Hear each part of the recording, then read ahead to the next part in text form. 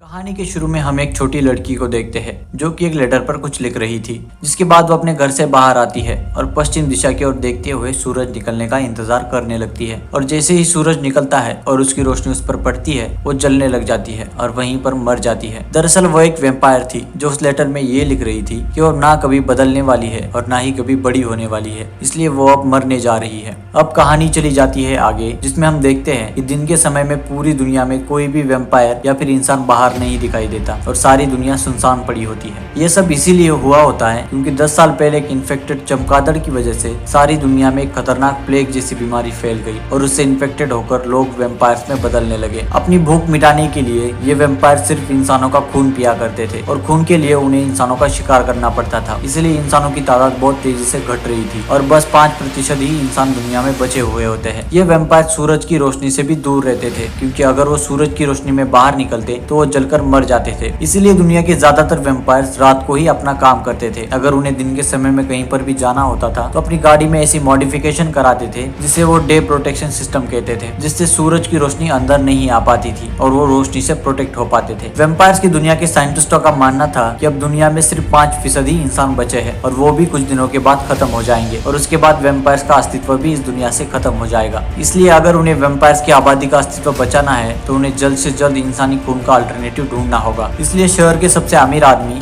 Probably marks की company एक ऐसे नकली ब्लड को बनाने में लगी थी जिसका टेस्ट और कलर बिल्कुल ही इंसान के खून जैसा ही था। और इस खून को बनाने में जो रिसर्चर्स की टीम काम कर रही थी उन्हीं में एक होता है एडवर्ड डाल्टन, जो कि इस टीम का चीफ होता है। ये कंपनी इंसानों को पकड़कर उनका ब्लड निकालती थी और उसी से वैम्पायर्स की आबादी का पेट भरने के साथ उस ब्लड पर एक्सपेरिमेंट भी करती थी ताकि वो हूबहू इंसान के ब्लड जैसा ही खून बना सके। एडवर्ड डाल्टन जो इस टीम का चीफ था वो भी एक वैम्पायर ही होता है जो अपनी जिंदगी से तंग आ चुका था। उसे ये बिल्कुल भी अच्छा नहीं लगता था कि इंसानों पर अत्याचार होते रहे, इसलिए वो जल्द से जल्द इस खून का अल्टरनेटिव बनाना चाहता था। एडवर्ड कभी भी इंसानों को मारता नहीं था और उनका खून भी नहीं पीता था। जिंदा रहने के लिए वो बस कभी कभार जानवरों का खून पिया करता था। एक दिन कंपनी की मीटिंग में डाल्टन और उसकी टीम को पता चलता है कि खून कम पीने के कारण वैम्पायर्स खतरनाक क्रिएचर्स में बदलने लगे हैं जिनको सबसाइडर्स बुलाते थे। इंसानों का खून ना पीने की वजह से उनके कानों का लंबा होना, सर का आगे से सिकुड़ जाना, यहाँ तक कि उनकी सोचने की शक्ति भी कम होने लगी थी। ये सब उनके सिम्टम्स थे। सबसाइडर्स इतने खतरनाक होने लगे थे क्योंकि वो खून के लिए वैम्पायर्स को भी मार सकते थे, इसलिए वैम्पायर्स की सोसाइटी के लिए वो खतरा बनते जा रहे थे। मीटिंग के बाद एडवर्ड का बॉस ब्रॉमली उसे अपने कैबिन में बुलाता है ताकि उससे कुछ प्राइवेटली बात कर सके। जिसके बाद ब्रॉमली एडवर्ड से कहता है कि तुमने जो खून बनाया है उसे हमें जल्द से जल्द किसी वैम्पायर पर टेस्ट करना होगा। उस पर एडवर्ड उससे कहता है कि वो ब्लड अभी पूरी तरह से तैयार नहीं है,